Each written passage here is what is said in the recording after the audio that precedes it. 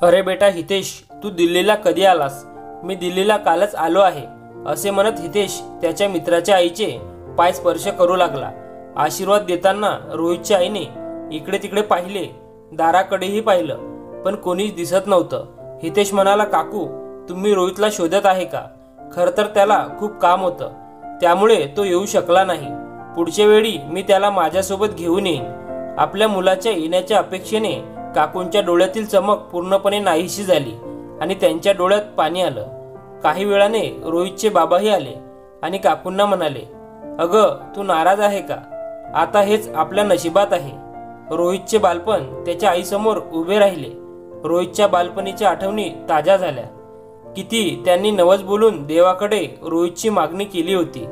कधी रोहितला जर खेळताना दुखापत झाली तर त्याच्या आईला वेदना व्हायच्या।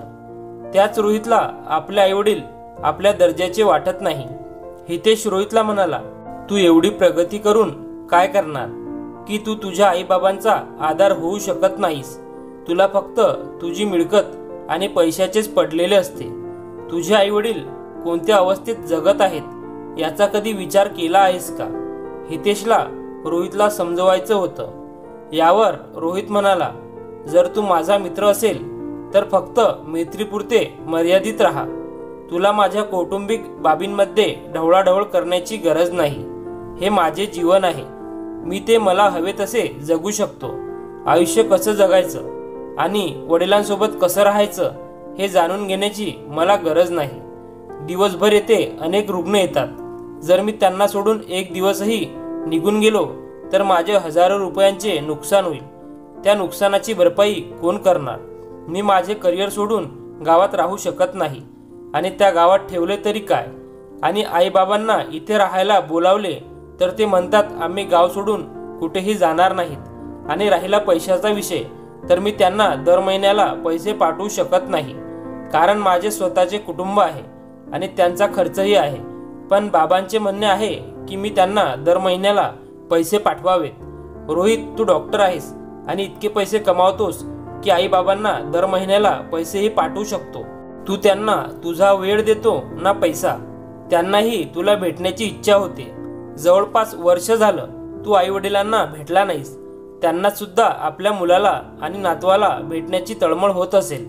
या सर्व गोष्टी हितेश सांगत होता, पण रोहितला या गोष्टी ऐकण्यात अजिबात रस नव्हता। रोहित हा त्यांच्या आई वडिलांचा एकुलता एक मुलगा होता। प्रत्येक काम आवडीने मन लावून करायचा आणि आपला मुलगा मोठा होऊन त्याची सेवा करेल आणि त्यांचे काम सांभाळेल असे त्यांना वाटत होते। रोहित थोडा मोठा झाल्यावर एकदा त्याची म्हैस आजारी पडली, तेव्हा बाबांनी जनावरांच्या डॉक्टरांना बोलावून घेतले। डॉक्टर आल्यावर त्यांनी म्हशीवर उपचार केल्यावर बाबांकडून भरपूर पैसे घेतले। रोहितने पाहिले की गावातील येणारे जाणारे लोक डॉक्टरांना नमस्कार रामराम करत होते। रोहितने विचार केला की गाई म्हशीच्या डॉक्टराला एवढा मान मिळतो तर माणसांच्या डॉक्टरांना किती मान मिळत असेल। मग त्याच दिवसापासून रोहितने ठरवले की आपण सुद्धा डॉक्टरकीच करायचे आणि त्याने प्रवेश परीक्षेची तयारी सुरू केली।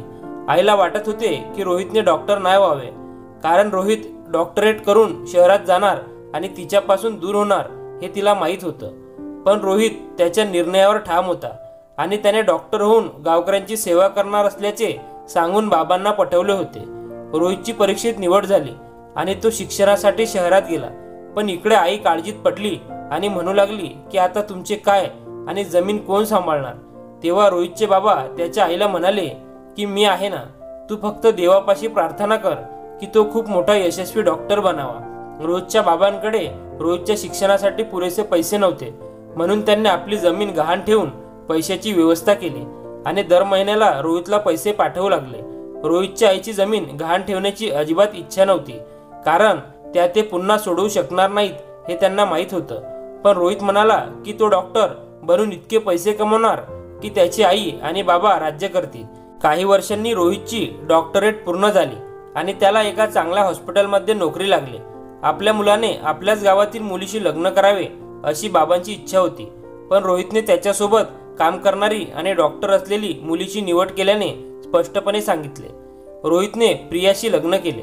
प्रियालाही त्यांच्यासारखाच गावाचा तिरस्कार वाटत होता आणि प्रियाला आईबाबांनी घेऊन आपल्यासोबत राहावे असे वाटत नव्हते।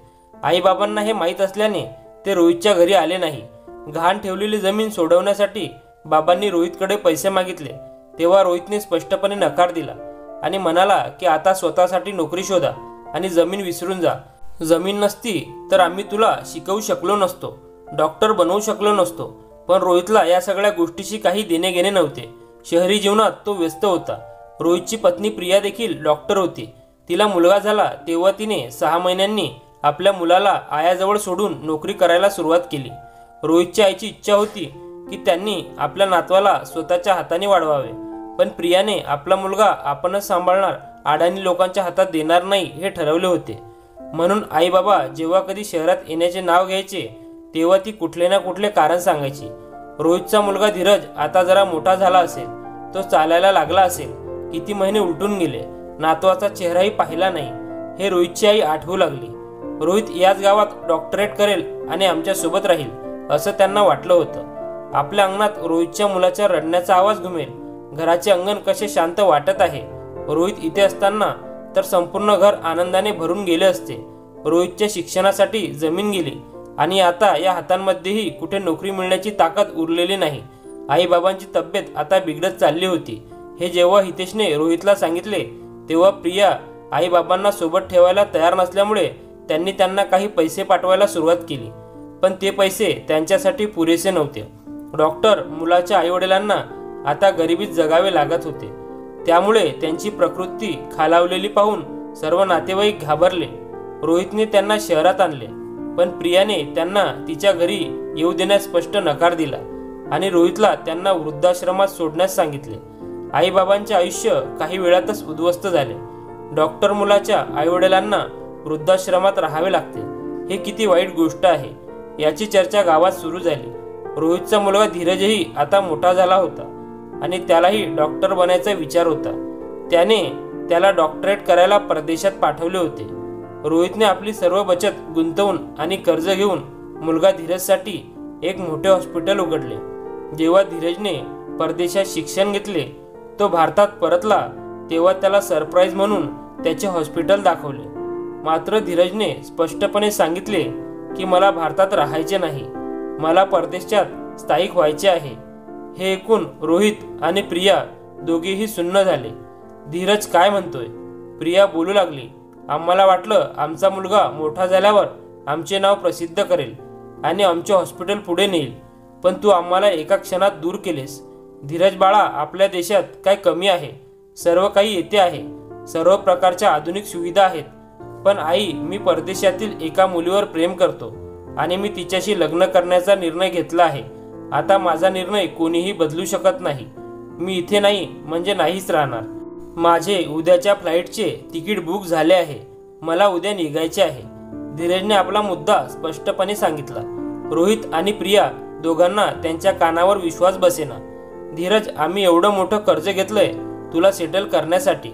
आम्ही आमच्या आयुष्याची संपूर्ण कमाई तुझ्या पणाला लावली आणि आता तूच आम्हाला सोडून चालला का? आमच्या संगोपनात काय कमी होती ज्यामुळे तू आम्हाला हे दिवस दाखवले? प्रियाचे हातपाय सुन्न झाले. मी तुझ्याशिवाय जगू शकत नाही बाळा, प्रिया म्हणाली. यावर धीरज म्हणाला, तू पहिल्यापासून माझ्याशिवाय राहत आहेस ना?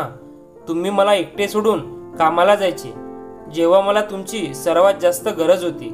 त्यावेळी तुम्ही तुमच्या कामात व्यस्त होता.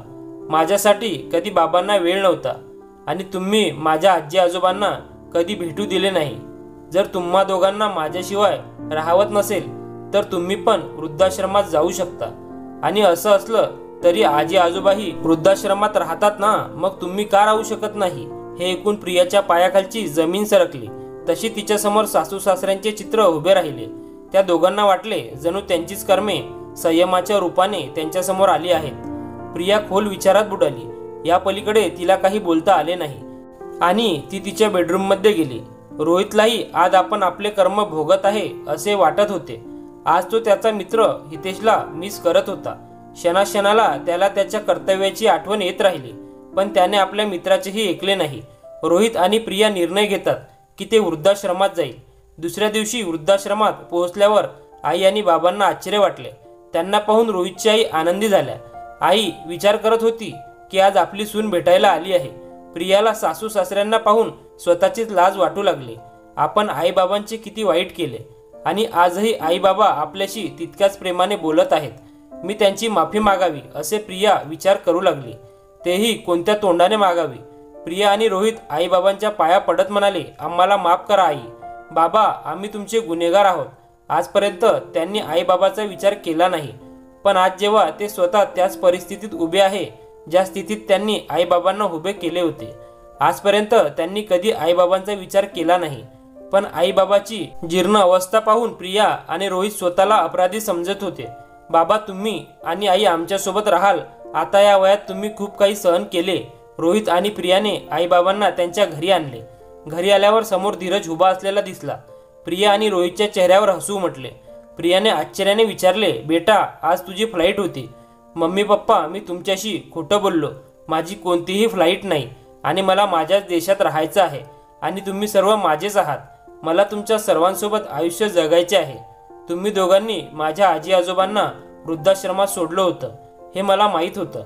हितेश काका तुमच्याशी वृद्धाश्रमाबद्दल बोलायचे. मी ते ऐकले होते. तुम्ही हितेश काकांचे ऐकले नाही. तेव्हा त्यांनी मला येऊन सर्व सांगितले. माझ्या आजी आजोबा वृद्धाश्रमात असल्याचे मला कळले तेव्हा मला खूप वाईट वाटले. लहानपणापासूनच मला माझ्या आजी आजोबांसोबत राहायची इच्छा, आजोबांचे प्रेम मिळवण्याची वर्षानुवर्षे तळमळ आहे. माझी खूप वर्षाची इच्छा आता पूर्ण होणार आहे. आता मी माझ्या आईवडिलांसोबत आणि आजी आजोबांसोबत एकत्र प्रेमाने सोबत राहणार आहे. नातवाचे म्हणणे ऐकून आई आजी आजोबा गहिवरून आले. आज धीरजला अभिमानास्पद वाटत होते. आज धीरजला त्याच्या आजी आजोबांचे प्रेम मिळाले आणि रोहितच्या आईबाबांना त्यांचे कुटुंब मिळाले, ज्यांच्यासोबत राहण्याचे ते नेहमी स्वप्न पाहत होते. आई वडील हजारो संकटे सोसून मुलांना वाढवतात. आयुष्यभर मुलांची काळजी घेतात. त्यांच्या स्वप्नांचा आनंदाचा त्याग करून त्यांच्या सर्व अडचणी दूर करतात. मुलांच्या आनंदासाठी जगतात. आपली मुले मोठं होऊन स्वतःच्या पायावर उभं राहावं आणि भरपूर पैसे कमवावं हे प्रत्येक आईवडिलांचं स्वप्न असतं आणि त्यांचा म्हातारपणी आधार बनावं. पण तीच मुलं म्हातारपणी आईवडिलांना निराधार करून सोडतात. हे मात्र सत्य आहे. आपल्या आईवडिलांना नेहमी आनंद देणारी गोष्ट करा, जी त्यांच्या चेहऱ्यावर नेहमी हास्य ठेवेल.